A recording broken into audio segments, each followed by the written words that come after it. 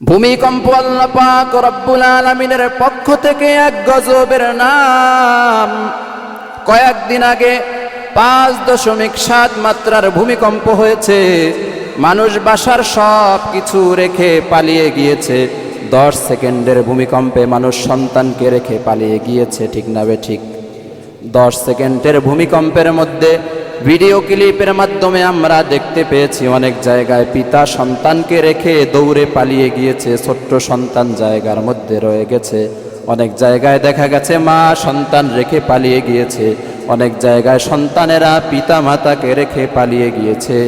5.7 মাত্রার ভূমিকম্পের পরিস্থিতি যদি এমন হয়, এর চেয়েও কোটি গুণে ভয়ঙ্কর ভূমিকম্প হবে কিয়ামতের আগ মুহূর্তে, কিয়ামতের সময়। আল্লাহ পাক রব্বুল আলামিন বলেন, ইযা যুলজিলাতিল আরদু জিলজালাহা, যখন পৃথিবী তার কম্পনে ভয়ঙ্করভাবে প্রকম্পিত হবে। ওয়া আখরাজাতিল আরদু আসকালাহা, পৃথিবী তার ভিতরে যাহা কিছু রেখেছে সব বোঝাগুলো এরা বাহিরে নিক্ষেপ করে দিবে। ভিতরে যে স্বর্ণ রেখেছে স্বর্ণগুলোকে জমিনের উপরে নিক্ষেপ করবে, কয়লার খনি উপরে নিক্ষেপ করবে, স্বর্ণের খনি সহ যাবতীয় যত সম্পদ জমিনের মধ্যে আছে সব সম্পদগুলো জমিন নিক্ষেপ করে উপরের দিকে ফেলে দিবে। এমন এক পরিস্থিতি হবে। আল্লাহ তাআলা বলেন, ওয়াকালাল ইনসানু মা লাহা, মানুষ তখন চিৎকার দিয়ে বলবে, এ জমিনের কি হয়েছে, জমিন কেমন এমন পাগলামি করতেছে। আল্লাহ সূরা জিলজালে বলেন, ইয়াউমা ইদিন তুহাদ্দিসু আখবারাহা, সেদিন পৃথিবী তার সকল বৃত্তান্ত বর্ণনা করবে, সব কিছু উপরে ফেলে দিবে, বমি করে ফেলবে। আল্লাহ বলেন, বিআন্না রাব্বাকা আওহা লাহা, কারণ আল্লাহ পৃথিবীকে এমনটি করার নির্দেশ দিবেন, জমিনে কম্পন সৃষ্টি হওয়ার নির্দেশ দিবেন। ইয়াউমাইযিন ইয়াসদুরুন নাসু আশতাতান লিউরাউ আমালাহুম, সেদিন মানুষ বিভিন্ন দলে বিভক্ত হয়ে বেরিয়ে আসবে যেন তাদের কৃতকর্ম তাদের দেখানো যায়। আল্লাহ বলেন, ফামান ইয়ামাল মিসকালা যাররাতিন খায়রান ইয়ারাহ, অতঃপর যে ব্যক্তি অনুপরিমাণে কোনো ভালো কাজ দুনিয়াতে করেছে তাও সে দেখতে পাবে। ওয়ামান ইয়ামাল মিসকালা যাররাতিন শাররান ইয়ারাহ, এবং যে ব্যক্তি অনুপরিমাণ কোনো মন্দ কাজ দুনিয়াতে করেছে তাও আল্লাহ তাআলা বান্দাবান্দিকে দেখিয়ে দিবেন।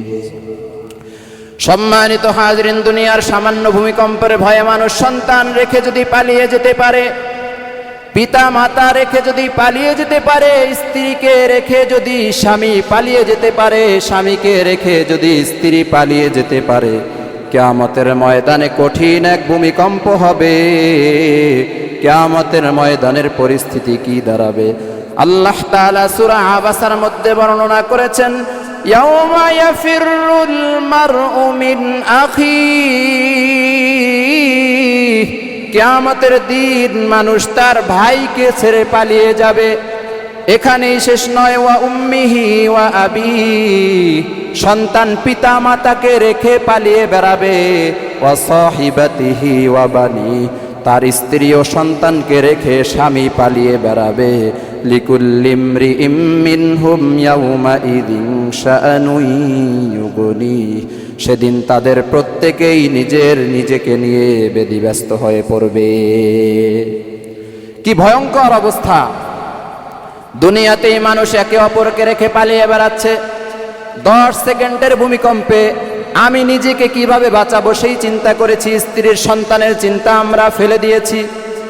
দুনিয়ার পরিস্থিতি যদি এমন হয়, দুনিয়ার মানুষ তোমরা কার জন্য এত বেশি পাগল হয়েছো, যাদের জন্য জীবনের সব সময়টুকু ব্যয় করে দিয়েছো, দুনিয়াতে এরা যেমনি ভাবে তোমাকে ছেড়ে পালিয়ে গিয়েছে, কিয়ামতের ময়দানেও পালিয়ে বেড়াবে। নিজের দুনিয়ার কৃতকর্ম ছাড়া তোমার সাথে আর কিছু থাকবে না। নেকের কাজ যারা করতেছি বা গুনাহের কাজ, এটাই শুধু থাকবে। আর যাদের জন্য একেবারে নামাজ রোজা বাদ দিয়ে খুব খাটাখাটনি করতেছি, এরা কেউ থাকবে না। কিয়ামতের ময়দানে আমাদের আপন থাকবে কে? ঘুমাইতেছে অনেকে, জোরে বলেন না কে? তাহলে আমরা দুনিয়াতে ইবাদত করব কার? লিল্লাহি তাকবীর। নারায়ে তাকবীর। এতে আমার শখ জাগে সোনার মদিনা, ধৈর্যের বাঁধ ভেঙে গেছে, ধৈর্যের বাঁধ ভেঙে গেছে, আর দেরি সয় না সোনার মদিনা। যেতে আমার শখ জাগে সোনার মদিনা। বালাগাল উলা বিকামালিহি কাশাফাদ দুজা বিজামালিহি হাসুনাত জামিউ খিসালিহি সাল্লু আলাইহি ওয়া আলিহি। আলহামদুলিল্লাহ, পরওয়ারদিগারে আলম আল্লাহ তাআলার দরবারে অসংখ্য অগণিত শুকর ও সুজুদ, যে মহান রব মহান মনিব দয়া করে মায়া করে আমাদেরকে নেক হায়াত বৃদ্ধি করে দিয়ে আল্লাহর ঘর, পবিত্র ঘর, দুনিয়ার মধ্যে সর্বোত্তম সর্বশ্রেষ্ঠ জায়গায়, পবিত্রতম জায়গায় দ্বীনি মজলিসে আমাদেরকে আসার বসার তৌফিক দান করেছেন। সে মহান মনিবের দরবারে হৃদয় খুলে একাগ্র চিত্তে মোহাব্বতে আমরা সমস্যারে শুকরিয়া আদায় করি। আলহামদুলিল্লাহ। সম্মানিত হাজিরিন, আজকে আমাদের আলোচ্য বিষয় হচ্ছে ভূমিকম্প। সমস্ত প্রশংসা ওই মহান রবের, যার ইচ্ছায় সমগ্র পৃথিবী স্থির থাকে, যিনি ইচ্ছা করলে সামান্য একটি কম্পনের মাধ্যমে বিশাল সাম্রাজ্যকেও কাঁপিয়ে তুলতে পারেন। দরুদ ও সালাম বর্ষিত হোক আমাদের প্রিয় নবী মুহাম্মদুর রাসূলুল্লাহ সাল্লাল্লাহু আলাইহি ওয়াসাল্লামের উপর, যিনি মানব জাতিকে আল্লাহর নিদর্শন থেকে শিক্ষা নেওয়ার নির্দেশ দিয়েছেন এবং বিপদ আপদে আল্লাহ তাআলার দিকে দ্রুত ফিরে যাওয়ার তাগিদ দিয়েছেন। পৃথিবীর বুকে ঘটে যাওয়া প্রতিটি ঘটনা কোনো কারণ ছাড়া ঘটে না। বিশেষ করে ভূমিকম্প। ভূমিকম্প এমন এক ভয়ঙ্কর বিষয় যে মুহূর্তের মধ্যেই লাখো মানুষের জীবন, কোটি মানুষের জীবন বদলে দিতে পারে। ইসলামের আলোকে ভূমিকম্প শুধুমাত্র একটি প্রাকৃতিক ঘটনা নয়, বরং এটি আল্লাহ তাআলার গুরুত্বপূর্ণ নিদর্শন, সতর্কবার্তা। এটা আল্লাহ তাআলার পরীক্ষা এবং কখনো কখনো এই ভূমিকম্প শাস্তি হিসেবে আমাদের উপরে অর্পিত হয়। কোরআন ও হাদিসে এ বিষয়ে সুস্পষ্ট নিদর্শন রয়েছে, সুস্পষ্ট বিশ্লেষণ রয়েছে। আমরা মোটামুটিভাবে আলোচনা করব ইনশাআল্লাহ। এই ভূমিকম্প কেন হয়? আল্লাহ তাআলার পক্ষ থেকে মানুষের উপরে যে বিপদ আপদ, দুঃখ বেদনা, দুর্দশা, বালা মুসিবত নেমে আসে, এই যত ধরনের সমস্যা আমাদের উপরে পতিত হয় তা দুই কারণে হয়ে থাকে। এক নাম্বার হচ্ছে অনৈচ্ছিক বিপদ, যাতে মানুষের কোনো হাত থাকে না, আল্লাহ তাআলার পক্ষ থেকে চলে আসে। দুই নাম্বার বিষয় হচ্ছে ঐচ্ছিক বিপদ, যা মানুষ কর্মের ফলের কারণে হয়ে থাকে, মানুষের অপকর্মের কারণে হয়। এমন বিপদ আল্লাহর বিধানসমূহকে প্রকাশ্যে লঙ্ঘন করার কারণেও হয়ে থাকে, ইসলামের বিরুদ্ধাচারণ করার কারণে হয়ে থাকে, নবীকে গালি দেওয়ার কারণেও হয়ে থাকে, আল্লাহ তাআলার ফরজ বিধান লঙ্ঘন করার মাধ্যমেও দ্বিতীয় নম্বরের গজব আযাব আমাদের উপরে পতিত হয়। স্পষ্ট কথা হলো, কিছু আযাব রয়েছে যেগুলো অনৈচ্ছিক, মানুষ চাইলেই আনতে পারে না, আল্লাহর পক্ষ থেকে আসে। আবার এমনও কিছু বিষয় আছে আমাদের কর্মের ফলের কারণে আল্লাহ আমাদের উপরে গজব নাজিল করে। সম্মানিত হাজিরিন, প্রথম নাম্বারের যে বিষয়, এই প্রথম প্রকার বিপদ আপদ এটা সম্পূর্ণই মানুষের ইচ্ছা ও সামর্থ্যের বাহিরে ঘটে। এতে মানুষের কোনো হাত থাকে না। মানুষ যতই ভালো হোক, যতই উত্তম চরিত্রের অধিকারী হোক, বিপদ আসবেই। যেমন মৌসুমি পরিবর্তনের কারণে দেখা যায় যে বিভিন্ন ধরনের রোগ ব্যাধি আমাদের মাঝে সৃষ্টি হয়। গরমের দিন চলে গিয়ে যখন শীতের মৌসুম আগমন করে তখন অটোমেটিক আমাদের অধিকাংশ মানুষের শরীরে জ্বর হয়। এটা কি শুধুমাত্র খারাপ মানুষের হয় না ভালো মানুষেরও হয়? খারাপ ভালো সবারই হয়। মৌসুমের পরিবর্তন যখন হয় তখন কিছু রোগ ব্যাধি হয়, যেটা সবার হয়, নামাজি বেনামাজি সবার হয়। আবার কখনো কখনো ঝড় বৃষ্টি তুফান হয়। এই যে ঝড় হয়, ঝড়ের সময় কি আল্লাহ তাআলা ঝড়কে এমন আদেশ দিয়ে দেয় যে বুজুর্গ ব্যক্তি যারা আছে, নামাজি যারা আছে, এদের কোনো ক্ষয়ক্ষতি করবি না, এরকম কি আল্লাহ বলে দেয়? দেয় না। ঝড় তুফান যখন আসে তখন বেনামাজিরও ক্ষতি হয়, নামাজি ব্যক্তিরও ক্ষতি হয়, আল্লাহওয়ালারও ক্ষতি হয়, আল্লাহর দুশ্মনেরও ক্ষতি হয়। তাহলে প্রাকৃতিক কিছু নিয়ম আছে, যেই সময়ে যত বিপদ আপদ আসে এটা থেকে কেউই রক্ষা পায় না।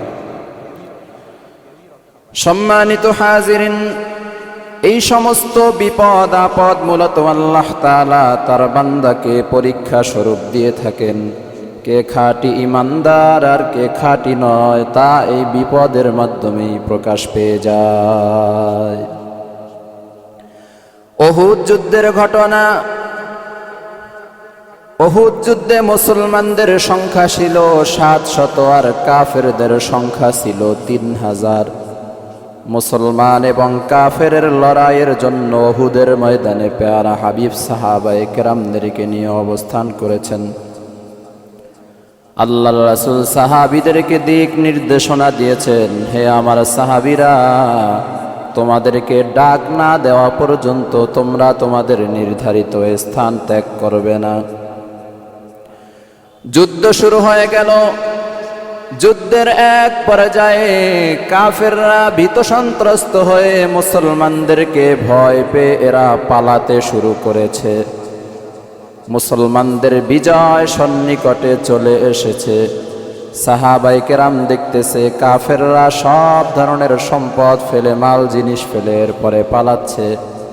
সমতল ভূমিতে যে সাহাবীরা ছিল তারা সম্পদগুলো কুড়াতে শুরু করলো, কারণ মুসলমানের জন্য এ সম্পদগুলো হালাল না হারাম?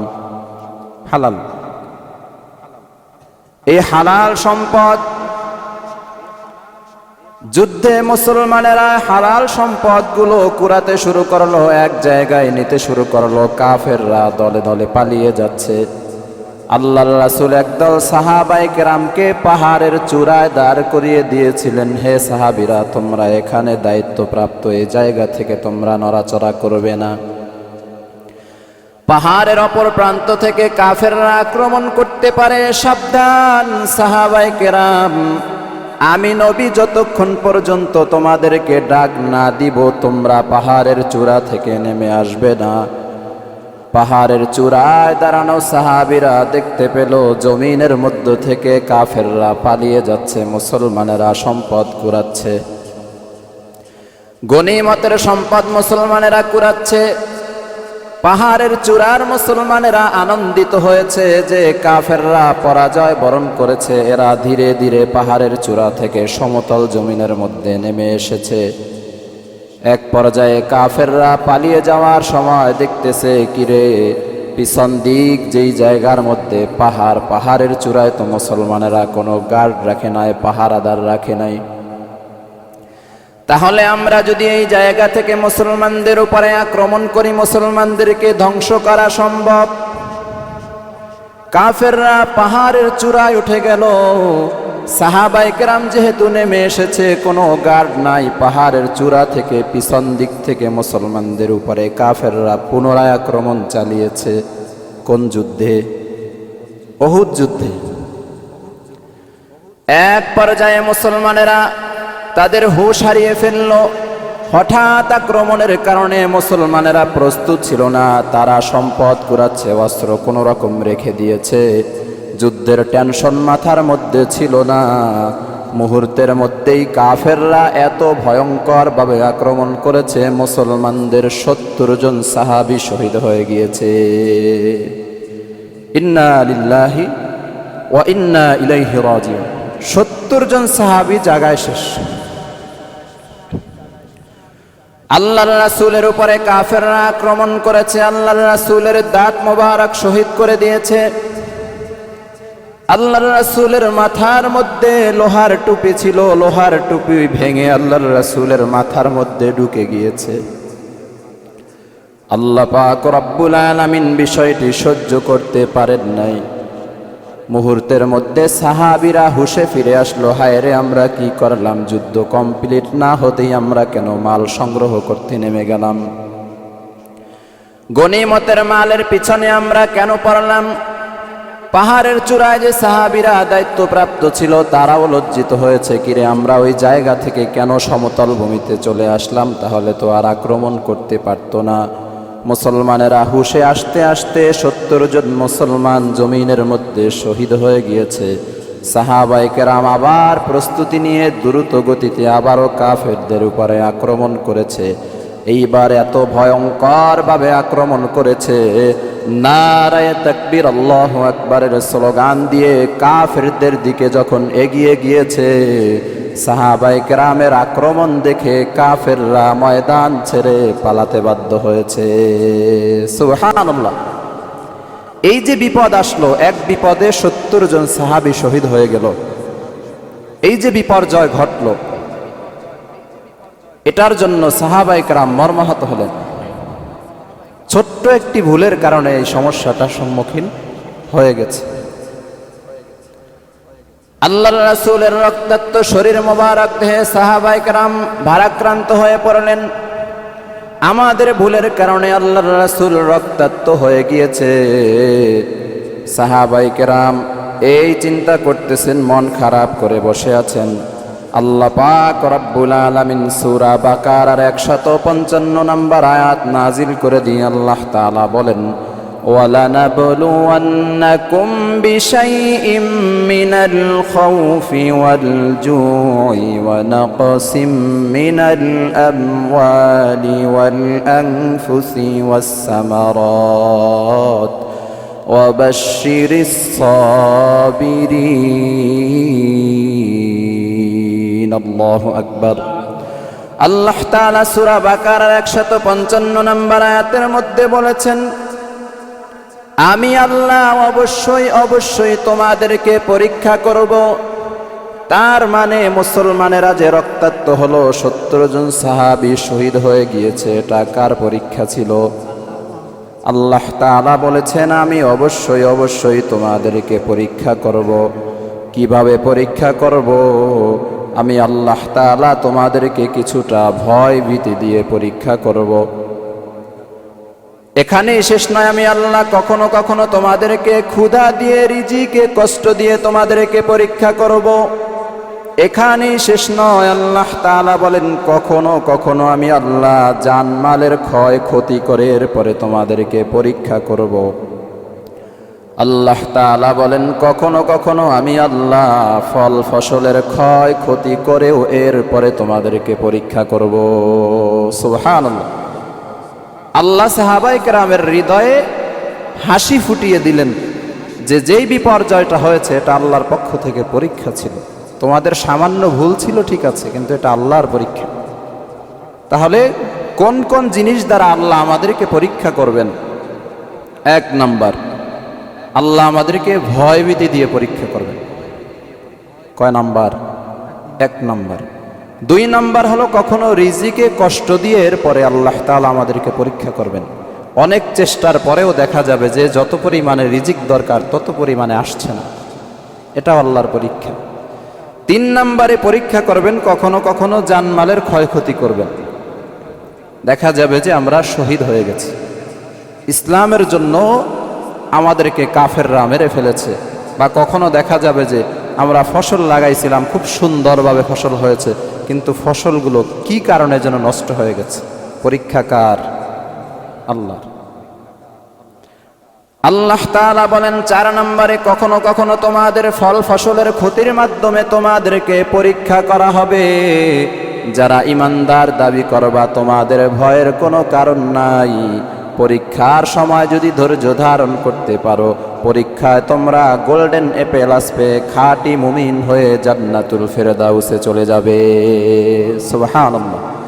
আল্লাহ তাআলা বলেছেন ওয়াবাশশিরিস সাবিরিন, যদি তোমরা ধৈর্য ধারণ করতে পারো তোমরাই সফল কাম হয়ে যাবে।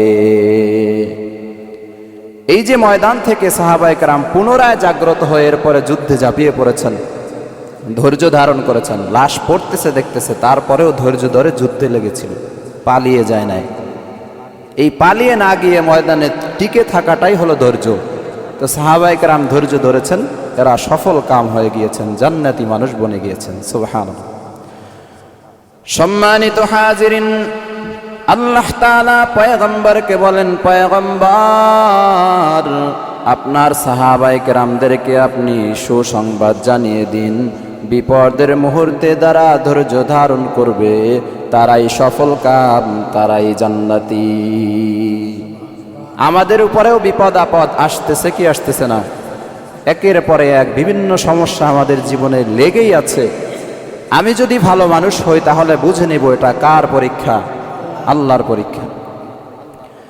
সম্মানিত উপস্থিতি, বুখারী শরীফের 5641 নম্বর হাদিসের মধ্যে বর্ণিত হয়েছে, আল্লাহর রাসূল বলেন, মা ইউসিবুল মুসলিমা মিন নাসাবিন, মুসলিম ব্যক্তির উপরে যে কষ্ট ক্লেশ পতিত হয়, ওয়ালা হাম্মিন, যেই পরিমাণে রোগ ব্যাধি হয়, ওয়ালা হুজনিন, এবং অস্থিরতা বেকুলতা তাদের উপরে যে প্রকাশ পায়, ওয়ালা আযান, দুশ্চিন্তা হয়, ওয়ালা গম্মিন, কষ্ট ও পেরেশানি হয়, হাত্তা শাওকাতি ইউশাকুহা, এমনকি যে কাঁটা তার দেহের মধ্যে ঢুকে যায়, ইল্লা কাফারাল্লাহু বিহা মিন খাতায়া, এসবের মাধ্যমে আল্লাহ তাআলা বান্দা বান্দির গুনাহ সমূহ মাফ করে দেয়। সুবহানাল্লাহ।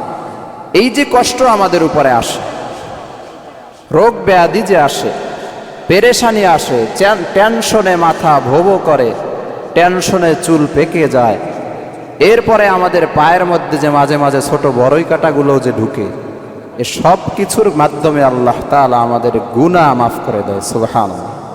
এজন্য টেনশনের কোনো কারণ আছে? চিন্তা টেনশন আসবেই। এ দুনিয়াটা সুখের জায়গা না, একেবারে সুখে থাকার সুযোগই নাই। ঝামেলা একটার পরে একটা আসবেই, কিন্তু ধরে নিতে হবে যে এটা আল্লাহর পরীক্ষা, এর মাধ্যমে আল্লাহ আমাকে পবিত্র করতেছেন, আমার ভুল ত্রুটি ক্ষমা করতেছেন। সুবহানাল্লাহ। সম্মানিত উপস্থিতি, মোট কথা হলো মানুষের হাত নেই এমন বিপদ যে আসে, এই বিপদ ইমানদারের জন্য বিপদ নয়, বরং আল্লাহ তাআলার পক্ষ থেকে পরীক্ষা স্বরূপ। আর এই বিপদ আপদগুলোই কাফেরদের উপরে যদি আসে, এটা কাফেরদের জন্য শাস্তি স্বরূপ। একই জিনিস মুসলমানদের জন্য পরীক্ষা, এই একই জিনিস কাফেরের জন্য শাস্তি। দেখা গেল একজন মুসলমান রোড অ্যাক্সিডেন্ট করে মারা গিয়েছে, বাসের মধ্যে একজন বিধর্মীয় ছিল, একজন মুসলমানও ছিল, মুসলমান মারা গিয়েছে, এটা কার পরীক্ষা? বিনিময়ে মুসলমান পাবে জান্নাত, আর বিধর্মী যে মারা গেল এটা আল্লাহর পক্ষ থেকে শাস্তি, গজব, বিধর্মী যাবে জাহান্নামে। মরার একটা কষ্ট আছে না? অ্যাক্সিডেন্ট করে মারা গেলে একটা কষ্ট তো আছে। এই কষ্ট তো মুসলমানও ভোগ করলো, কাফেরও ভোগ করলো, তারপরেও সে এটা গজব হিসাবেই পাইলো, সে জান্নাতে যেতে পারবে না। আর মুসলমান ব্যক্তি কষ্ট ভোগ করলো, এটা আল্লাহর পক্ষ থেকে পরীক্ষা, সে জান্নাতি হয়ে গেল। সুবহানাল্লাহ। পার্থক্য শুধু ইমানে। মুসলমানের ইমান আছে, বেঈমানের ইমান নাই। সম্মানিত হাজিরিন, এজন্য ব্যথা বহন করতে হবে। আল্লাহ তাআলা চাইলে আমাদেরকে বেদনা দিতে পারেন, আল্লাহ চাইলে রোগ ব্যাধিও দিতে পারেন, সহ্য করতে হবে। পাশাপাশি ঝামেলা থেকে মুক্ত হওয়ার চেষ্টা করতে হবে। সকল ব্যথার বোঝা বইতে পারে, সব জ্বালা যাতনাও সইতে পারে। বিপদ আপদ এলে খোদাকে ডাকে, তার দয়া করুণায় ভরসা রাখে। হারায় না হুঁশ সেই তো মানুষ, সেই তো মানুষ। ঠিক না বে ঠিক? বিপদ আপদ বালা মুসিবত আসবেই, কিন্তু তখন ধৈর্য ধারণ করতে হবে। যে ধৈর্য ধারণ করতে পারবে সেই সত্যিকারের মানুষ, খাঁটি মানুষ।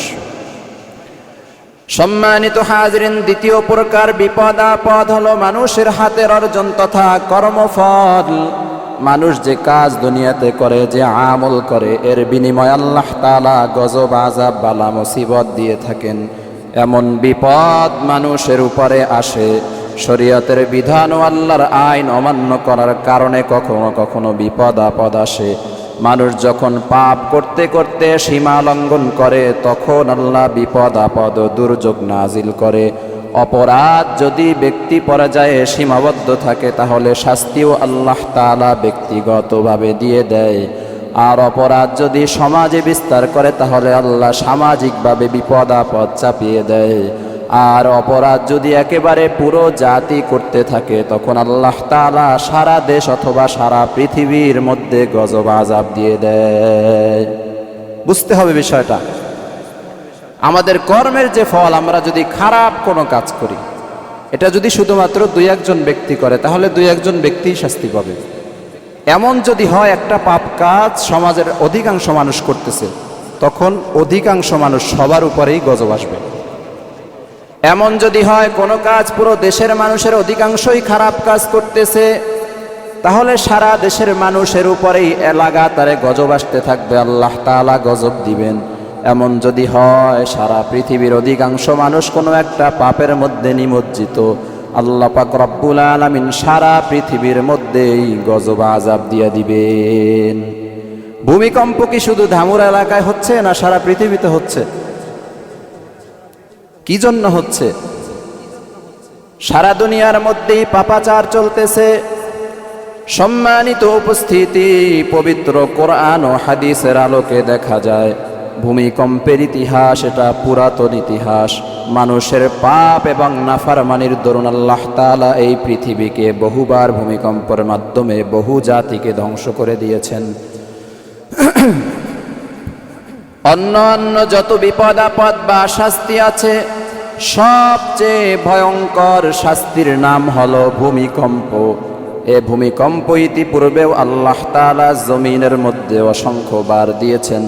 এ সংক্রান্ত তথ্যগুলো আল্লাহ তাআলা কোরআনে হাকিমের মধ্যে স্পষ্ট করে দিয়েছেন। আল্লাহ তাআলা পবিত্র কালামুল্লাহ শরীফের মধ্যে 6টি শব্দ ব্যবহার করেছেন ভূমিকম্প সম্পর্কে। কয়টি শব্দ? 1 নম্বর শব্দ হলো আয-জালজালা। আল্লাহ তাআলা জালজালা দ্বারা ভূমিকম্প বুঝিয়েছেন। 2 নম্বরে শব্দ ব্যবহার করেছেন আর-রাজফা, কম্পন বুঝিয়েছেন, কাঁপুনি বুঝিয়েছেন। 3 নম্বরে আল্লাহ তাআলা শব্দ ব্যবহার করেছেন আর-রাজিফা, কিয়ামতের দিনের প্রথম ফুৎকারকে আল্লাহ তাআলা বুঝিয়েছেন। কিয়ামতের দিনের প্রথম ফুৎকারের ফলে পৃথিবীতে কম্পন সৃষ্টি হবে। সকল জীবজন্তু সেই ভয়ঙ্কর বিকট শব্দ ও কম্পনে মৃত্যুবরণ করবে। সুবহানাল্লাহ। সম্মানিত হাজিরিন, 4 নম্বরে আল্লাহ ভূমিকম্প সম্পর্কে যে শব্দ ব্যবহার করেছেন, শব্দটি হলো আর-রাদিফা, কিয়ামতের দিনের দ্বিতীয় ফুৎকার, যার ফলে সকল জীব জীবিত হবে। হাসরের মাঠে সবাই একত্রিত হয়ে যাবে। সুবহানাল্লাহ। 5 নম্বরে আল্লাহ ভূমিকম্প সম্পর্কে কোরআনে যে শব্দ ব্যবহার করেছেন, শব্দটি হলো আস-সাইহাতু, চিৎকার অর্থাৎ বিকট ধ্বনি। 6 নম্বরে আল্লাহ যে শব্দ ব্যবহার করেছেন আল-খসফু, দাবানো। ভূমিকম্পনের মাধ্যমে আল্লাহ তাআলা জমিনকে দাবিয়ে দিবেন। এই কোরআনে মোট 6টি শব্দ পাওয়া যায় যেগুলো ভূমিকম্প সম্পর্কে আল্লাহ ব্যবহার করেছেন। এই শব্দগুলো আল্লাহ তাআলা পূর্ববর্তী যুগের বিভিন্ন উম্মতের উপরে নাজিল করেছিলেন। কিয়ামতের দিনের ভয়াবহ ভূমিকম্পনের বর্ণনাও আল্লাহ তাআলা এই শব্দগুলোর মাধ্যমে পেশ করেছেন। পূর্ববর্তী কয়েক দল জাতির উপরে আল্লাহ তাআলা ভূমিকম্প শাস্তিরূপে নাজিল করেছেন। আল্লাহ তাআলার জলিলুল কদর পয়গম্বর সাইয়্যিদুনা শুআইব আলাইহিস সালাতু ওয়াস সালামের কথা অমান্য করার কারণে তার জাতির উপরে আল্লাহ ভূমিকম্প দিয়েছিলেন। এলাকাটার নাম হলো মাদিয়ান। মাদিয়ান ছিল একটি সবুজ শ্যামল এলাকা। লোকজন বড় সচ্ছল ও সমৃদ্ধশালী ছিল, বড় লোক ছিল। কালক্রমে তাদের মধ্যে কুফর ও শিরক সহ বিভিন্ন ধরনের পাপাচার চালু হয়ে যায়। একের পরে এক অন্যায় অপরাধ করতেছে। উল্লেখযোগ্য অপরাধের মধ্যে শিরিক বিদআত রয়েছে। 1 নম্বর অপরাধ হলো তারা মাপে কম দিত। ব্যবসায়ীরা মাপে ওজনে কম দিত। 2 নম্বর তাদের অপরাধ হলো জোরপূর্বক তারা চাঁদাবাজি করত। রাস্তার মধ্যে টেবিল বসিয়ে যে আসতো তার কাছ থেকে জোর করে টাকা নিয়ে যেত, না দিলেও নিত। যদি দিতে না চাইতো মেরে হলেও তারপরেও নিয়ে যেত। এই জাতি বর্তমান বাংলাদেশে আছে না নাই? সম্মানিত হাজিরিন, 3 নম্বর তাদের অপরাধ হলো তারা ডাকাতি করত অস্ত্রে সজ্জিত হয়ে। এরপরে বাড়ি বাড়ি গিয়ে এরা ডাকাতি করত। বর্তমান সময়ে নাই, ওদের নাতিপুতিরা এখনো আছে। 4 নম্বর অপরাধ হলো সমাজের ভালো মানুষ যারা, এদের উপরে এরা অত্যাচার নির্যাতন করত। আছে না নাই? বর্তমানে দেখা যায় ভালো ভদ্র ব্যক্তিদেরকে বিভিন্ন মিথ্যা মামলা দিয়ে জেলের মধ্যে ঢুকিয়ে দেয়। 10 বছর 15 বছর পর দেখা যায় যে বেকচুর খালাস, কোনো অপরাধ ছিল না আমল নামায়। তাহলে 10 বছর যে আল্লাহর বান্দা আল্লাহর বান্দির জিন্দিগিটাকে বরবাদ করেছো, জেলখানার মধ্যে ধ্বংস করেছো, এই 10 বছর তুমি এখন ফিরায়া দাও। অপরাধ ছাড়া কোনো মানুষকে জেলের মধ্যে পোড়ানো, যে ব্যক্তি অপরাধ করে জেলে যায় তার তো একটা সান্ত্বনা থাকে যে আমি অপরাধ করে আসছি। আর যে ব্যক্তি অপরাধ ছাড়া জেলে যায়, বছরের পর বছর কাটে, এর পরিস্থিতিটা কেমন হয়? এ তো মৃত মানুষের থেকেও ভয়ঙ্কর অবস্থা। সম্মানিত হাজিরিন, 5 নম্বরে এদের অপরাধ হলো এরা শিরিক বিদআত করত, শিরিক কুফর করত। এই 5টি অপরাধ যখন চলমান, এমন পরিস্থিতিতে আল্লাহ পাক রব্বুল আলামিন মাদিয়ান এলাকার লোকদেরকে হেদায়েতের পথ দেখানোর জন্য আল্লাহ তাআলা একজন জলিল কদর নবী প্রেরণ করেছিলেন, যে নবীর নাম হযরতে শুআইব আলাইহিস সালাম। সুবহানাল্লাহ। মানুষ যখন জঘন্য প্রকৃতির হয়ে গিয়েছে, পৃথিবীর ইতিহাসে দেখা যায়, তখনই আল্লাহ তাআলা একজন নবী প্রেরণ করেছেন মানুষগুলোকে সঠিক পথে ডাকার জন্য। এ সম্পর্কে সূরা আরাফের 84 থেকে 93 নম্বর আয়াত পর্যন্ত আল্লাহ তাআলা সব স্তরে আলোচনা করেছেন। আল্লাহ তাআলা বলেন, মাদিয়ানবাসীর কাছে তাদের ভাই শুআইবকে নবী বানিয়ে আমি পাঠালাম। হযরতে শুআইব বললেন, হে আমার সম্প্রদায়, তোমরা আল্লাহর ইবাদত করো, তিনি ছাড়া তোমাদের কোনো মাবুদ নেই। তোমাদের কাছে তোমাদের প্রতিপালকের পক্ষ থেকে স্পষ্ট বিধান এসে গেছে। সুতরাং মাপ ও ওজন তোমরা ঠিক মতো দিবে। তোমরা লুকোচুরি করবে না, মাপে কম দিবে না। তোমরা মানুষের মালিকানাধীন বস্তুসমূহে তাদের অধিকার খর্ব করবে না। জোর জবরদস্তি কারো সম্পদ দখল করবে না। আর দুনিয়ায় শান্তি স্থাপনের পরে তোমরা সেখানে অশান্তি বিস্তার করবে না। এটা তোমাদের জন্য কল্যাণকর পথ। যদি তোমরা আমার কথা মেনে নাও তাহলেই তোমরা সফল কাম হবে। সুবহানাল্লাহ। বলে দিয়েছেন যে এই কাজ তোমরা করবে না, আমার কথা যদি মানো তাহলে তোমরা ভালো থাকবে, তোমরা সফল কাম হতে পারবে। আরো বলেন, তোমরা মানুষকে ধমকানোর জন্য এবং আল্লাহর প্রতি যারা ঈমান এনেছে তাদেরকে আল্লাহর পথে তোমরা বাধা দিবে না, মানুষকে তোমরা ধমক দিবে না, এবং তোমরা মুসলমানদের মধ্যে সন্দেহ সৃষ্টি করবে না, তাদের ধর্মের মধ্যে কোনো ধরনের উল্টাপাল্টা কথা তোমরা ছড়ায়া দিবে না। তোমরা পথে ঘাটে বসে থাকবে না, পথে ঘাটে বসে মানুষের উপরে জুলুম নির্যাতন করবে না। স্মরণ করো যখন তোমরা গরিব ছিলা, তোমরা স্বল্প ছিলা, অল্প ছিলা, অতঃপর আল্লাহ তাআলা তোমাদেরকে সমৃদ্ধি দিলেন, আল্লাহ তোমাদেরকে ধনী বানিয়েছেন। সুবহানাল্লাহ। তো হাজিরিন, হযরতে শুআইব আরো বললেন, হে মাদিয়ান এলাকার লোকেরা, তোমরা স্মরণ করো, লক্ষ্য করো অশান্তি সৃষ্টিকারীদের পরিণাম আল্লাহ তাআলা কি করেছেন। সমাজে যারা অশান্তি সৃষ্টি করে, যারা অপরাধ করে, তাদের পরিস্থিতি আল্লাহ কি করেছেন ইতিপূর্বে, সেগুলো তোমরা স্মরণ করো। পিছনের বিভিন্ন আযাবের উদ্ধৃতি দিয়ে হযরতে শুআইব তার উম্মতদেরকে বক্তব্য দিলেন। শুআইব আলাইহিস সালাতু ওয়াস সালামকে আল্লাহ তাআলা বক্তৃতা করার জন্য অসাধারণ যোগ্যতা দিয়েছিলেন। এ কারণেই তিনি খতিবুল আইম্মা, অর্থাৎ নবীদের খতিব, যিনি খুব সুন্দরভাবে বক্তৃতা দিতে পারতেন, সুন্দরভাবে ওয়াজ করতে পারতেন। নবীগণের মধ্যে শ্রেষ্ঠতম বক্তায় উপাধিতে খ্যাত যে ব্যক্তির নাম, সে ব্যক্তির নাম হলো হযরতে শুআইব আলাইহিস সালাম। সুবহানাল্লাহ। এই হযরতে শুআইবের থেকে সুন্দর করে, এত সুন্দর করে অন্য কোন নবী এত সচ্ছলভাবে গুছিয়ে বক্তব্য দিতে পারতেন না। এক এক নবীকে আল্লাহ তাআলা এক এক গুণের অধিকারী বানিয়েছে। একে স্পেশাল একটা গুণ দিয়েছেন, সেটা হলো মানুষের সামনে খুব সুন্দরভাবে গুছিয়ে বক্তব্য দিতেন, ওয়াজ করতেন। সম্মানিত হাজিরিন, চমৎকার হৃদয়গ্রাহী বক্তব্য দেওয়ার পরেও মাদিয়ান এলাকার লোকদের হৃদয়টা নরম হলো না, এরা হেদায়েতের পথ পেল না। পরিশেষে আল্লাহ পাক রব্বুল আলামিন গজব নাজিল করলেন। আল্লাহ তাআলা সূরা আরাফের 91 নম্বর আয়াতের মধ্যে বলেছেন, ফাআখাযাতহুমুর রাজফা, অতঃপর তারা ভূমিকম্পে আক্রান্ত হলো। ফাআসবাহু ফি দারিহিম জাসিমিন, এবং তারা সকালে নিজেদেরকে বাড়ির উপরে উপুর হয়ে পড়ে থাকতে দেখেছে। সকাল হয়েছে, দেখে বাড়ির উপরে উপুর হয়ে পড়ে আছে, জমিন উল্টা পাল্টে গেছে, এরপরে বাড়িঘর সব ভেঙে তছনছ হয়ে গিয়েছে। বাড়ির উপরে যে জমিনটা ছিল, সে জমিনের উপরে এরা উপুর হয়ে পড়ে আছে।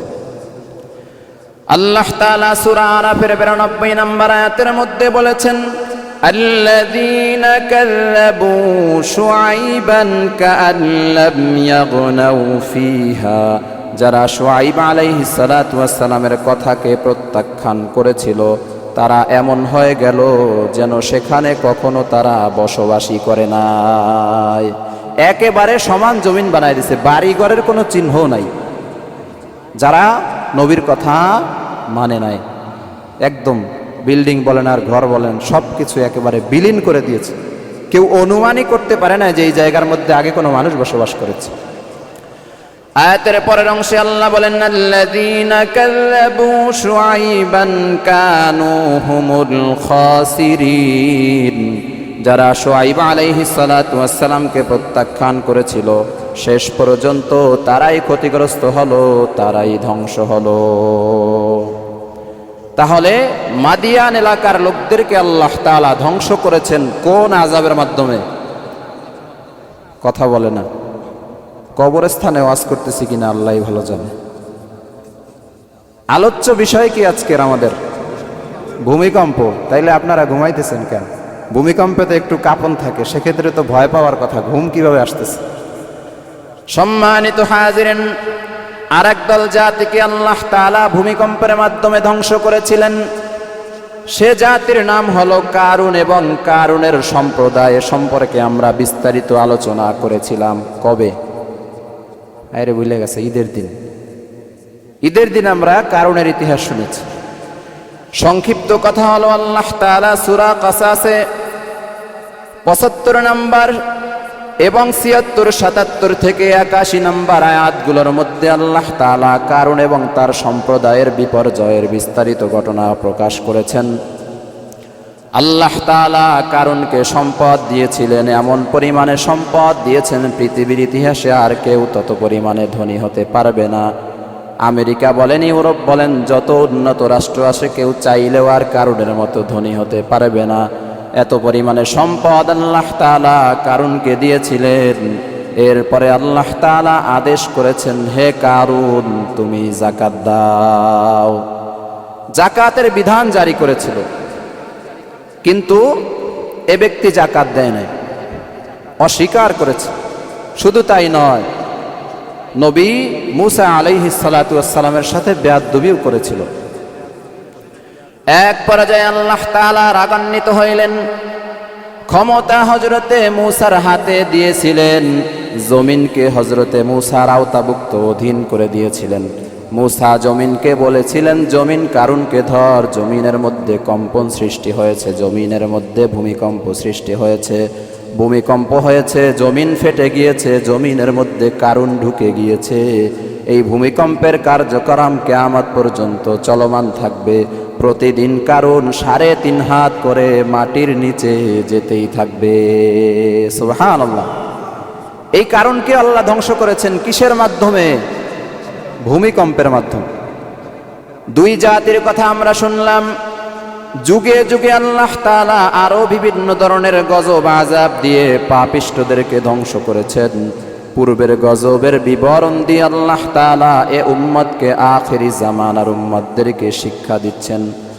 আল্লাহ তাআলা সূরা আনকাবুতের 80 নম্বর আয়াতের মধ্যে বলেছেন, ফাকুল্লান আখাযনা বিযামবিহি, তাদের প্রত্যেককে নিজ নিজ পাপের কারণে আমি পাকড়াও করেছিলাম। 1 নাম্বার, ফামিনহুম মান আরসালনা আলাইহি হাসিবা, আল্লাহ তাআলা বলেন তাদের কারো কারো উপরে আমি আল্লাহ তাআলা পাথরের ঝড় বৃষ্টি পাঠিয়ে ধ্বংস করেছি। পাথরের ঝড় বৃষ্টি সাধারণ কোনো বিষয়। আসমান থেকে যদি পাথরের একটা টুকরা পড়ে আমাদের মাথার উপরে, বেশি বড় দরকার নেই, 50 গ্রামের একটা পাথরের টুকরা যদি আসমান থেকে পড়ে জমিনে, থাকবে না? আমরা থাকতে পারবো দুনিয়ায়? তো এরকম আল্লাহ তাআলা পাথরের ঝড় বৃষ্টি দিয়েছে। ঝড় যখন হয়, ঝড়ে দেখি আমরা ধুলা বালু উঠতে থাকে। এই ঝড়ের মধ্যে যদি ছোট ছোট পাথরের টুকরাগুলো উঠতে থাকে, আর যদি আমাদের চোখে মুখে বিভিন্ন জায়গার মধ্যে আঘাত করে, বেঁচে থাকতে পারবো? সম্মানিত হাজিরিন, যুগে যুগে আল্লাহ তাআলা পাপিষ্ঠদেরকে পাথরের ঝড় বৃষ্টির মাধ্যমেও ধ্বংস করেছেন। আল্লাহ তাআলা বলেন, ওয়া মিনহুম মান আখাযাতুহুস সাইহাতু, আমি আল্লাহ কাউকে কাউকে পাকড়াও করেছি বজ্রের ভয়ঙ্কর আওয়াজের মাধ্যমে। বজ্রের আওয়াজ কোনটা? ঠাডার কথা আপনারা ভুলে গেছেন। বজ্রপাত যখন হয়, চিলিক মারের পরে যখন ঠাডা পড়ে, আমরা বরিশালের ভাষায় বলি ঠাডা পড়ছে। এই ঠাডা পড়ে অনেক সময় দেখা যায় যে মানুষ মারা যায়। এই যে বজ্রপাত যখন হয়, আল্লাহ তাআলা জানিয়ে দিয়েছেন, এই যে তোমরা বজ্রপাত দেখতেছো, এটা নিদর্শন হিসেবে রেখে দিয়েছি। ইতিপূর্বে আমি আল্লাহ তাআলা কাউকে কাউকে কোন কোন জাতিকে বজ্রপাত দিয়ে পরে ধ্বংস করেছি। বাংলাদেশে দেখা যায় অমুক জায়গায় 10 জন শেষ, অমুক জায়গায় 5 জন শেষ। কিসের কারণে? বজ্রপাতের কারণে। ইতিপূর্বেও কিন্তু আল্লাহ তাআলা শত শত হাজার মানুষকে এভাবে ধ্বংস করে দিয়েছে। এখন বজ্রপাত, এই বজ্রপাতে যদি কোনো ব্যক্তি মারা যায়, তাহলেই কি ব্যক্তি খারাপ? আল্লাহ তাআলা পরীক্ষাও করতে পারেন, কিন্তু বুঝতে হবে ব্যক্তি যদি ভয়ঙ্কর পাপিষ্ঠ হয়, নাফরমান হয়, বেঈমান হয়, কাফের হয়, তাহলে বুঝে নিতে হবে এটা আল্লাহর পক্ষ থেকে শাস্তি। আর যদি ইমানদার হয়, নামাজি ব্যক্তি হয়, ভালো ব্যক্তি হয়, এ যদি বজ্রপাতে মারা যায়, বুঝে নিতে হবে আল্লাহর পক্ষ থেকে পরীক্ষা। সম্মানিত হাজিরিন, আয়াতের পরের অংশের মধ্যে আল্লাহ বলেন, অমিনহুম মান খাসাফনা বিহিল আরদ, আমি আল্লাহ তাআলা কাউকে কাউকে মাটিতে দাবিয়ে দিয়েছি। আল্লাহ কাউকে কাউকে মাটির মধ্যে দাফন করে দিয়েছেন, মাটিতে দাবিয়ে দিয়েছেন। কিসের মাধ্যমে? ভূমিকম্পের মাধ্যমে জমিনের মধ্যে কম্পন সৃষ্টি করে দিয়েছেন। কখনো কখনো মাটিকে উল্টিয়ে দিয়েছেন। অনেক পাপিষ্ঠদেরকে আল্লাহ তাআলা মাটির মধ্যে দাফন করে দিয়েছেন। জ্বলন্ত উদাহরণ কারণ, একটু আগেই আমরা শুনেছি। এই কারণকে আল্লাহ মাটির নিচে দাবিয়ে দিয়েছে।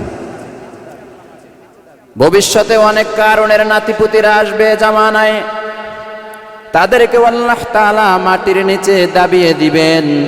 আয়াতের পরের অংশের মধ্যে আল্লাহ বলেন, ওমা কানাল্লাহু লিয়াযলিমাহুম ওয়া মিনহুম মান আগরাকনা, আমি আল্লাহ কাউকে কাউকে পানিতে ডুবিয়ে মেরে ফেলেছি। উদাহরণস্বরূপ নাম বলেন তো একটা, নাম জানেন না আপনারা? পানিতে ডুবাইয়া মারছে কারে? ফেরাউন। ফেরাউনের কথা আল্লাহ বলে দিচ্ছে, কারুনের কথাও বলে দিচ্ছে। এই ফেরাউনকে আল্লাহ তাআলা পানির মধ্যে চুবিয়ে চুবিয়ে মেরেছেন। পৃথিবীর ইতিহাসে আরো অনেক পাপিষ্ঠকে আল্লাহ পানিতে চুবিয়ে মেরেছেন, সমুদ্রে ডুবিয়ে মেরেছেন। ভবিষ্যতেও অনেক নাফরমানে জমিনের মধ্যে আসবে, তাদেরকেও আল্লাহ তাআলা কাউকে কাউকে পানিতে চুবিয়ে মারবেন। আল্লাহ তাআলা বলেন, ওয়ামা কানাল্লাহু লিয়াযলিমাহুম, এই যে তাদেরকে আমি আল্লাহ শাস্তি দিয়েছি, তাদের উপরে আমি আল্লাহ জুলুম করি নাই, তাদের প্রাপ্য বুঝিয়ে দিয়েছি। দেখেন, এত এত অত্যাচার নির্যাতন আমরা দেখতেছি যে আল্লাহ কাউরে পানির মধ্যে চুবাই মারছে, কাউরে মাটি ফাঁক করে মাটির মধ্যে দাফন করে দিছে, কাউকে পাথর মাইরা হত্যা করছে। এই যে কাজগুলো করেছে আল্লাহ জানাই দিতেছে, এটা বিন্দু পরিমাণেও তাদের উপরে জুলুম করা হয় নাই। তারা তাদের কর্মের ফল পেয়েছে, তারা যে কাজ করেছে এই কাজের প্রতিফল যেটা আসে সেটাই তাদেরকে দেওয়া হয়েছে। বিন্দু পরিমাণে 0% জুলুমও আমি আল্লাহ ওই সমস্ত নাফরমানদের উপরে করি নাই। সুবহানাল্লাহ। তাহলে আল্লাহ কারো উপরে জুলুম করে? আল্লাহ নিজেও জুলুম করে না, আল্লাহ জুলুম সহ্যও করে না। সম্মানিত হাজিরিন, আল্লাহ তাআলা বলেছেন, ওয়ালাকিন কানু আনফুসাহুম ইয়াযলিমুন, তারা নিজেরাই নিজেদের প্রতি জুলুম করেছিল, যার কারণে তারা তাদের প্রাপ্য বুঝে পেয়েছে। সম্মানিত হাজিরিন, এই যে জমিনের মধ্যে ভূমিকম্প আসে, ভূমিকম্প চলমান আছে, গত শুক্রবার থেকে যে শুরু হয়েছে এখনো পর্যন্ত ঠান্ডা হয় নাই, চলতেছে। আমরা কেউ খবর পাচ্ছি অথবা পাচ্ছি না। গতকাল বিকেলেও 4:17 হয়ে গেছে ঢাকা। কয়েকবারই ভূমিকম্প হয়েছে গত শুক্রবার থেকে। এটা কিসের লক্ষণ? কোন কারণে আল্লাহ তাআলা এই গজব আমাদের উপরে দিচ্ছেন? আসুন এ সম্পর্কে আমরা শুনব। ইতিপূর্বেও শুনেছেন, আবারও শুনেন। যেহেতু বিষয়টা সামনে চলে এসেছে, ভূমিকম্প চলমানের জন্য পুরাতন বিষয়টাকে আপনাদের সামনে পুনরায় উপস্থাপন করতেছে। যে পাপের কারণে আল্লাহ তাআলা ভূমিকম্প দিয়ে থাকেন, তিরমিজি শরীফের 2211 নম্বর হাদিসের মধ্যে বর্ণিত হয়েছে, 15টি কাজ এমন আছে, 15টি অপরাধ এমন আছে যে 15টি অপরাধের কারণে আল্লাহ তাআলা জমিনের মধ্যে ভূমিকম্প দিয়ে দেয়। 1 নম্বর, আল্লাহর রাসূল বলেন, ইযা তুখিদাল ফাইউ দুআলান, আল্লাহ তাআলা বলেন, যখন গনিমতের মাল ব্যক্তিগত সম্পদে পরিণত হবে, যুদ্ধে অর্জিত সম্পদ রাষ্ট্রীয় কোষাগারে না গিয়ে ব্যক্তি যখন বক্ষণ করবে, তখন ভূমিকম্প আসবে। কয় নাম্বার কারণ? 1 নাম্বার। 2 নাম্বার কারণ হলো আল আমানাতু মাগনামান, আমানতের মাল লুটের মালে পরিণত হবে। আপনি কোনো ব্যক্তির কাছে আমানত স্বরূপ 1 লক্ষ টাকা রেখেছিলেন, কিছুদিন পর যাওয়ার পরে আপনি যখন টাকা চাইলেন, বলে আমার কাছে তো কোনো টাকা দেও নাই, আমানতের মাল লুট করে ফেলেছে। 3 নম্বরে আল্লাহর রাসূল বলেন, ওয়াজ যাকাতু মাগরামান, জাকাতের সম্পদকে জরিমানা মনে করা হবে, জাকাত দেয়াকে জরিমানা মনে করবে, আছে না নাই? 4 নম্বর অপরাধ, আল্লাহর রাসূল বলেন, তুউল্লিমা লিগাইরিদ্দীনি, ধর্ম বিবর্জিত শিক্ষার প্রচলন বেড়ে যাবে। মানুষ ধর্মীয় শিক্ষা বাদ দিয়ে ইংরেজি শিক্ষার জন্য পাগল হয়ে যাবে। আমাদের সন্তানেরা আছে, বয়স 25, 30, 40 হয়ে গেছে, জিজ্ঞেস করলে এখনো কালিমা ঠিক মতো বলতে পারছে না, আর ইংরেজিতে বক্তব্য দিতে বললে অনর্গল দিতে পারতেছে। কথার কথা, আমরা তো চেষ্টা করি, খুব চেষ্টা করতেছি জেনারেল শিক্ষায় শিক্ষিত করার জন্য। আমি বলছি না যে জেনারেল শিক্ষায় শিক্ষিত করা অপরাধ, এটা বলছি না, কিন্তু কোন শিক্ষাটা ফরজ আর কোন শিক্ষাটা নফল এটা তো বুঝতে হবে। প্রাথমিক ফরজ শিক্ষা হলো দিন শিক্ষা দেয়া, ইসলামের শিক্ষা দেয়া। ইসলামের শিক্ষা কোথায় দিলাম? 4 কালিমা সে বলতে পারছে না, 2 রাকাত নামাজ সে সহিশুদ্ধভাবে পড়তে পারছে না, সূরা ফাতিহা সে বলতে পারছে না, আসলে কি শিক্ষা দিলাম, কেমন গার্ডিয়ান হইলাম। এই ভূমিকম্প তো আমরাই আনছি। আমাদের সন্তানদেরকে বিধর্মীদের শিক্ষায় খুব গুরুত্ব দিয়ে ধর্মীয় শিক্ষা বাদ দিয়ে এই ভূমিকম্প তো সমাজে আমরা টেনে আনছি। সম্মানিত হাজিরিন, 5 নম্বরের অপরাধ হলো আতাআর রাজুলু মারআতাহু। আল্লাহর রাসূল বলেন আতাউর রাজুলু ইমরাআতাহু, পুরুষ স্ত্রীর অনুগত হয়ে যাবে, স্ত্রীর কথা ব্যতীত পায়খানা পর্যন্ত করবে না। উদাহরণ দিলাম, এমন পরিস্থিতি যে স্ত্রীর কথায় উঠবস করবে, অন্য কোনো দিকে কোনো গ্রাহ্য নাই। কে সঠিক বলল, কে বেঠিক বলল, পিতা মাতা কি বলল, সেদিকে কোনো খোঁজখবর নাই। স্ত্রী যা বলছে তাই, ডানে যাইতে কয় ডানে যায়, বামে যাইতে কয় বামে যায়। ঘটনা হয়ে গেল ওরকম, বাদশার দরবারে মন্ত্রীরা সব হাজির হয়ে গেছে। তো বাদশাহ প্রশ্ন করতেছে যে কি অবস্থা তোমাদের, তোমরা কে কে স্ত্রীর কথায় ওঠা বসা করো, স্ত্রীর কথা মতো চলো। যারা স্ত্রীর কথা মতো চলো তারা ডাইনে যাও, যারা স্ত্রীর কথায় চলো না তারা বামে যাও। তো ডাইন দিকেই লোকের সংখ্যা বেশি, বাম দিকেও কিছু গেল, ডান দিকে বেশিরভাগ গেল। কয়েকজন ব্যক্তি মাঝখানেই বসে আছে। বাদশাহ জিজ্ঞেস করতেছে কি ব্যাপার, তোমরা হয়তো ডানে যাবে অথবা বামে যাবে, ডানেও যাচ্ছ না বামেও যাচ্ছ না, কি অবস্থা? বলে বাদশাহ, ডানে বামে যাওয়ার জন্য তো অনুমতি নিয়ে আসি নাই। ডানে যাব নাকি বামে যাব এটার জন্য তো স্ত্রীর অনুমতি লাগবে। কি পরিমাণে স্ত্রী ভক্ত! স্ত্রী ভক্ত হওয়া অপরাধ নয়, কিন্তু পিতা মাতাকে বিচ্ছিন্ন করে দিয়ে পিতা মাতার ইজ্জত সম্মান ভালোবাসাকে পায়ের নিচে দাবিয়ে এরপরে আপনি স্ত্রীর কথা মানতেছেন, পিতা মাতা কি অপরাধ করেছে? সম্মানিত হাজিরিন, এই কারণেও জমিনের মধ্যে ভূমিকম্প আসে। 6 নম্বর অপরাধ হলো আক্কা উম্মাহু, সন্তানেরা মায়ের অবাধ্য হয়ে যাবে, মায়ের কোনো কথাই শুনবে না। 7 নম্বর অপরাধ হলো আদনা সদিকহু, বন্ধু বান্ধবকে আপন করে নিবে। 8 নম্বর অপরাধ হলো আকসা আবাহু, পিতাকে দূরে ঠেলে দিবে। 9 নম্বর অপরাধ হলো জহরাতুল আসওয়াতু ফিল মাসাজিদি, মসজিদে ঝগড়া বিবাদ এবং হট্টগোল চিল্লা পাল্লা করবে। এই যে পোলাপাইনগুলো যে চিল্লায়, ওরা যে ঝামেলা করে, দৌড়া দৌড়ি একদম মসজিদ ভেঙে ফেলানোর উপক্রম, ওরা ভূমিকম্প আনতেছে। সাবধান হইয়া যাও, নাইলে মাইর আছে কপালে। তোমাদের কারণে ভূমিকম্প আসতেছে।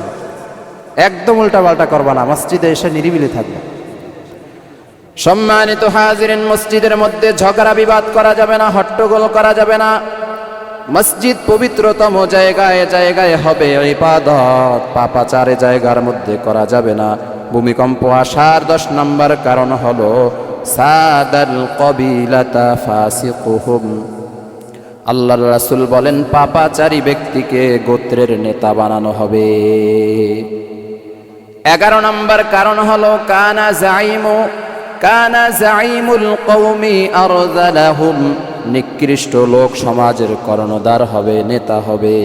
আল্লাহর রাসূল বলেন 12 নম্বর উকরিমার রাজুলু মুখাফাতা শাররিহি, কোন মানুষের অত্যাচার থেকে বাঁচার জন্য ওই ব্যক্তিকে সম্মান করা হবে। আছে না নাই?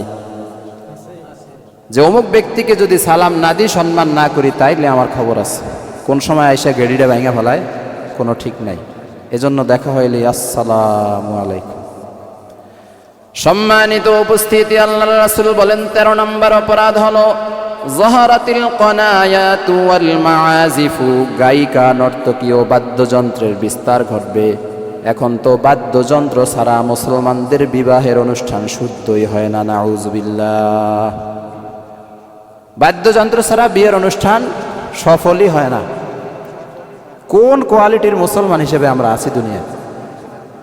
যে কারণে গজব আযাব আসতেছে, ভূমিকম্প আসতেছে, সেই কাজটা আমরা আনন্দ সহকারে করি। আর বেশি অপরাধী এর জন্য যুবক ভাইয়েরা, এত পরিমাণে শরীরে তেজ, এত পরিমাণে শরীরে আগুন, ডিজে গান বাজাইয়া না নাচলে বিয়েই শুদ্ধ হয় না। যুবক ভাইয়েরা সোজা হয়ে যান, আপনাদের কারণেও ভূমিকম্প আসতেছে, এরপরে ভূমিকম্প আসলে আপনাদেরকে ধরুন। সম্মানিত হাজিরিন, গায়ক গায়িকা সমাজের মধ্যে বৃদ্ধি পেয়েছে। গায়ক গায়িকার নামে সমাজের মধ্যে বাউল ফাউল বের হয়েছে। এই মূর্খের দলেরা কোরআন অবমাননা করে, হাদিস অস্বীকার করে, আল্লাহ ও রাসূলের শানে অবমাননাকর মন্তব্য করে। সবাই বলেন নাউযুবিল্লাহ। বাউল, এই বাউলুন শব্দের অর্থ হচ্ছে পেশাব। কোন সাপ? পেশাব। আপনারা হিসু করেন না, এই পেশাব। বাউল মানে কি? পেশাব। এরা কোন দল? এরা পেশাবের দল না কোন দল? এই যারা বাউল ফাউল এরা কোন দল? সম্মানিত উপস্থিতি, বাউল শব্দটি বা আল শব্দ থেকে নির্গিত। এটাকে পরিবর্তন করে বাউল বানানো হয়েছে। এটাকে আরো সংস্কার করে এরপরে বাউল শব্দ দেয়া হয়েছে। এরা বলে আমরা মুসলমানও না, আমরা হিন্দুও না। নাউজুবিল্লাহ কইলেন না? সত্যিকারের বাউলে যারা বিশ্বাসী এরা বলে আমরা মুসলমানও না, আমরা হিন্দুও না। এরা বলে আমরা মিশ্র ধর্ম, আমরা সংমিশ্রণ করে চলি। ওরা বলে আমাদের নবী হলো লালন শাহ। নাউজুবিল্লাহ। সম্মানিত উপস্থিতি, ওদের ধর্মের মূল কাজ হলো যৌনাচার সাধন করা। ওরা যে বলে সময় গেলে সাধন হবে না। এটা কোন সাধন? যৌনাচারের সাধন। এরা নারীদের সাথে অবাধ যৌনাচার করে, বিবাহ বন্ধন ব্যতীত, যেটাকে বলে পরকিয়া। এদের অবস্থা খুবই জঘন্য, খুবই জঘন্য। আমরা তো দেখি এরা শুধুমাত্র শিল্পী, স্টেজে উঠে গান গায়, কিন্তু না, এরা ভয়ঙ্কর। এরা মুসলমান না। এদেরকে মুসলমান ভাবলে আপনার আমার ইমান থাকবে না। এরা কোরআন নিয়ে ব্যঙ্গ করে, হাদিস নিয়ে ব্যঙ্গ করে, আল্লাহর রাসূলকে নিয়ে গালিগালাজ করে। ওদের ধর্মের মূল কাজ হলো যৌনাচার সাধন। এদের কাজ হলো মদ গাঁজা খাওয়া আর নারীর সংস্পর্শ অবলম্বন করা। ওদের কালিমা হলো লা ইলাহা ইল্লাল্লাহ লালুন রাসূলুল্লাহ। জোরে বলে না নাউজুবিল্লাহ। এখন ঘুমাইতেছে, পরে আবার এই বাউলের আসরে যাই, এরপরে নাচবে। এখন শুনতেছে না বক্তব্য? সম্মানিত উপস্থিতি, এরা বলে বাউল মানে হলো পাগল। কার পাগল? এরা বলে এরা সাধন করতে করতে এমন একটা সেক্টরে পৌঁছে যায় যার পরে এদের আর কোনো বিধিনিষেধ থাকে না, যা মন চায় তাই করতে পারে। এই বাউলে সমাজ ভরে গিয়েছে। 5 পাস এক বাউলের নাম হলো আবুল সরকার। কয়েকদিন আগে আবুল সরকার আল্লাহকে নিয়ে বাজে মন্তব্য করেছে। যে জঘন্য শব্দটা ব্যবহার করেছে আমি আপনাদের সামনে বলতে পারবো না, আংশিক বলি। এ বলতেছে আল্লাহর কথার কোনো আগামাথা পাচ্ছি না। আল্লাহ এক এক সময় এক এক ধরনের কথা বলে। মুসলমান আছে না কাফের হয়ে গেছে?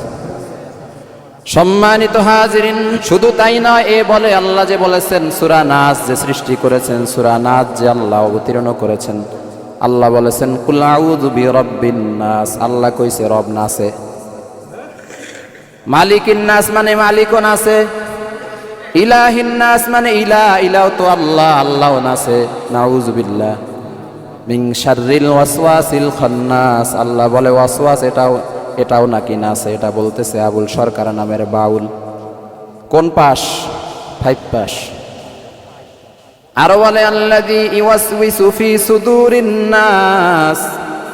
আল্লাহ বলছে যে এই সুদূরেরাও নাচে, মিনাল জিন্নাতি ওয়ান নাস, জিন এবং মানুষ সবাই নাচে। আল্লাহ খালি সবাইরে নাচতে কইছে। নাউজুবিল্লাহ। কি পরিমাণ মূর্খ হলে, কি পরিমাণ জাহেল হলে কোরআনের একটি সূরাকে এভাবে ব্যঙ্গ করতে পারে? এই কুলাঙ্গার কোরআন নিয়ে অবমাননা করেছে, কোরআনের অনেকগুলো আয়াত নিয়ে অবমাননা করেছে। এরপরে একে উত্তম মাধ্যম হালকা পাতলা কিছু দিছে, এরপরে জেলখানায় বন্দি করেছে। এর পক্ষে আবার বাংলাদেশের অনেক লিডাররা বক্তব্য দিচ্ছে। এই বাউলের পক্ষ যারা অবলম্বন করবে এরা নিঃসন্দেহে বেঈমান হয়ে যাবে। যে কোরআন অবমাননা করেছে, যে আল্লাহর শানে খারাপ মন্তব্য করেছে, এর একমাত্র শাস্তি হলো মৃত্যুদণ্ড। এর পক্ষ যারা অবলম্বন করবে তারাও সবগুলো বেঈমান। সেটা মির্জা ফখরুল হোক আর এনসিপির নেতা হোক, যেই হোক, সবার একই অবস্থা হবে। আমি রাজনীতি নিয়ে বলতেছি না, আমি ঈমান নিয়ে কথা বলতেছি। সম্মানিত হাজিরিন, 14 নম্বরের অপরাধ হলো আল্লাহর রাসূল বলেন শুরিবাতিল খুমুরু, মদ পান করা। 15 নম্বরের অপরাধ হলো লানা আখিরু হাযিহিল উম্মতি আউওয়ালাহা। নিত উপস্থিতি, এজন্য আমাদের সাবধান হতে হবে। ভূমিকম্প আল্লাহ পাক রব্বুল আলামিনের পক্ষ থেকে এক গজবের নাম। কয়েকদিন আগে 5.7 মাত্রার ভূমিকম্প হয়েছে। মানুষ বাসার সব কিছু রেখে পালিয়ে গিয়েছে। 10 সেকেন্ডের ভূমিকম্পে মানুষ সন্তানকে রেখে পালিয়ে গিয়েছে, ঠিক না বে ঠিক? 10 সেকেন্ডের ভূমিকম্পের মধ্যে ভিডিও ক্লিপের মাধ্যমে আমরা দেখতে পেয়েছি অনেক জায়গায় পিতা সন্তানকে রেখে দৌড়ে পালিয়ে গিয়েছে, ছোট্ট সন্তান জায়গার মধ্যে রয়ে গেছে। অনেক জায়গায় দেখা গেছে মা সন্তান রেখে পালিয়ে গিয়েছে, অনেক জায়গায় সন্তানেরা পিতা মাতাকে রেখে পালিয়ে গিয়েছে। 5.7 মাত্রার ভূমিকম্পের পরিস্থিতি যদি এমন হয়, এর চেয়েও কোটি গুণে ভয়ঙ্কর ভূমিকম্প হবে কিয়ামতের আগ মুহূর্তে, কিয়ামতের সময়। আল্লাহ পাক রব্বুল আলামিন বলেন, ইদা জুলজিলাতিল আরদু জিলজালাহা, যখন পৃথিবী তার কম্পনে ভয়ঙ্করভাবে প্রকম্পিত হবে। ওয়া আখরাজাতিল আরদু আসকালাহা, পৃথিবী তার ভিতরে যাহা কিছু রেখেছে সব বোঝাগুলো এরা বাহিরে নিক্ষেপ করে দিবে। ভিতরে যে স্বর্ণ রেখেছে স্বর্ণগুলোকে জমিনের উপরে নিক্ষেপ করবে, কয়লার খনি উপরে নিক্ষেপ করবে, স্বর্ণের খনি সহ যাবতীয় যত সম্পদ জমিনের মধ্যে আছে সব সম্পদগুলো জমিন নিক্ষেপ করে উপরের দিকে ফেলে দিবে। এমন এক পরিস্থিতি হবে। আল্লাহ তাআলা বলেন, ওয়াকালাল ইনসানু মা লাহা, মানুষ তখন চিৎকার দিয়ে বলবে, এ জমিনের কি হয়েছে, জমিন কেমন এমন পাগলামি করতেছে। আল্লাহ সূরা জিলজালে বলেন, ইয়াউমা ইদিন তুহাদ্দিসু আখবারাহা, সেদিন পৃথিবী তার সকল বৃত্তান্ত বর্ণনা করবে, সব কিছু উগরে ফেলে দিবে, বমি করে ফেলবে। আল্লাহ বলেন, বিআন্না রাব্বাকা আওহা লাহা, কারণ আল্লাহ পৃথিবীকে এমনটি করার নির্দেশ দিবেন, জমিনে কম্পন সৃষ্টি হওয়ার নির্দেশ দিবেন। ইয়াউমাইযিন ইয়াসদুরুন নাসু আশতাতান লিয়ুরাউ আমালাহুম, সেদিন মানুষ বিভিন্ন দলে বিভক্ত হয়ে বেরিয়ে আসবে যেন তাদের কৃতকর্ম তাদের দেখানো যায়। আল্লাহ বলেন, ফামান ইয়ামাল মিসকালা যাররাতিন খায়রান ইয়ারাহ, অতঃপর যে ব্যক্তি অনুপরিমাণে কোনো ভালো কাজ দুনিয়াতে করেছে তাও সে দেখতে পাবে। ওয়ামান ইয়ামাল মিসকালা যাররাতিন শাররান ইয়ারাহ, এবং যে ব্যক্তি অনুপরিমাণ কোনো মন্দ কাজ দুনিয়াতে করেছে তাও আল্লাহ তাআলা বান্দাবান্দিকে দেখিয়ে দিবেন। সম্মানিত হাজরিন, দুনিয়ার সামান্য ভূমিকম্পের ভয়ে মানুষ সন্তান রেখে যদি পালিয়ে যেতে পারে, পিতা মাতা রেখে যদি পালিয়ে যেতে পারে, স্ত্রীকে রেখে যদি স্বামী পালিয়ে যেতে পারে, স্বামীকে রেখে যদি স্ত্রী পালিয়ে যেতে পারে, কিয়ামতের ময়দানে কঠিন এক ভূমিকম্প হবে। কিয়ামতের ময়দানের পরিস্থিতি কি দাঁড়াবে? আল্লাহ তাআলা সূরা আবাসার মধ্যে বর্ণনা করেছেন, ইয়াউমা ইয়াফিরুল মারউ মিন আখিহি, কিয়ামতের দিন মানুষ তার ভাইকে ছেড়ে পালিয়ে যাবে। এখানেই শেষ নয়, ওয়া উম্মিহি ওয়া আবি, সন্তান পিতা মাতাকে রেখে পালিয়ে বেড়াবে। ওয়া সাহিবাতিহি ওয়া বানি, তার স্ত্রী ও সন্তানকে রেখে স্বামী পালিয়ে বেড়াবে। লিকুল্লি ইমরিইম মিনহুম ইয়াউমাইযিন শাআনুন ইউগনি, সেদিন তাদের প্রত্যেকেই নিজেকে নিয়ে ব্যতিব্যস্ত হয়ে পড়বে। কি ভয়ঙ্কর অবস্থা! দুনিয়াতেই মানুষ একে অপরকে রেখে পালিয়ে বেড়াচ্ছে। 10 সেকেন্ডের ভূমিকম্পে আমি নিজেকে কিভাবে বাঁচাবো সেই চিন্তা করেছি, স্ত্রীর সন্তানের চিন্তা আমরা ফেলে দিয়েছি। দুনিয়ার পরিস্থিতি যদি এমন হয়, দুনিয়ার মানুষ তোমরা কার জন্য এত বেশি পাগল হয়েছো, যাদের জন্য জীবনের সব সময়টুকু ব্যয় করে দিয়েছো, দুনিয়াতে এরা যেমনি ভাবে তোমাকে ছেড়ে পালিয়ে গিয়েছে, কিয়ামতের ময়দানেও পালিয়ে বেড়াবে। নিজের দুনিয়ার কৃতকর্ম ছাড়া তোমার সাথে আর কিছু থাকবে না। নেকের কাজ যারা করতেছি বা গুনাহের কাজ, এটাই শুধু সাথে থাকবে। আর যাদের জন্য একেবারে নামাজ রোজা বাদ দিয়ে খুব খাটাখাটনি করতেছি, এরা কেউ থাকবে না। কিয়ামতের ময়দানে আমাদের আপন থাকবে কে? ঘুমাইতেছে অনেকে, জোরে বলেন না কে? তাহলে আমরা দুনিয়াতে ইবাদত করব কার? লিল্লাহি তাকবীর। নারায়ে তাকবীর। সম্মানিত হাজিরিন, ভূমিকম্পে ভালো মানুষও মারা যায়। ভালো মানুষ যদি মারা যায় এটা কি গজবের কারণে মারা গেছে? না না, ইতিপূর্বেই বলেছি। আয়েশা রাদিয়াল্লাহু তাআলা আনহা জবাব দিয়েছেন, রাহমাতান ওয়া বারাকাতান ওয়া মাউইযাতান লিল মুমিনিন। বিপদ আপদ ভূমিকম্প মুমিনদের জন্য রহমত, বরকত, আল্লাহর পক্ষ থেকে পরীক্ষা। এই ভূমিকম্প থেকে বাঁচার জন্য আমরা গুনাহের কাজ ছেড়ে দিব, আর যে পরিমাণে গুনাহ হয়েছে এর জন্য আল্লাহ তাআলার কাছে তওবা করব। আল্লাহ তাআলা আমাদেরকে যেন ভয়ঙ্কর ভূমিকম্প থেকে হেফাজত করেন, সবাই বলি আমিন। এবং সব থেকে ভয়ঙ্কর যে ভূমিকম্প আসবে কিয়ামতের আগে এবং কিয়ামতের সময়, সেই ভূমিকম্পে আল্লাহ তাআলা আমাদেরকে যেন সফল হওয়ার, বিজয়ী হওয়ার তৌফিক দান করেন, সবাই বলি আমিন।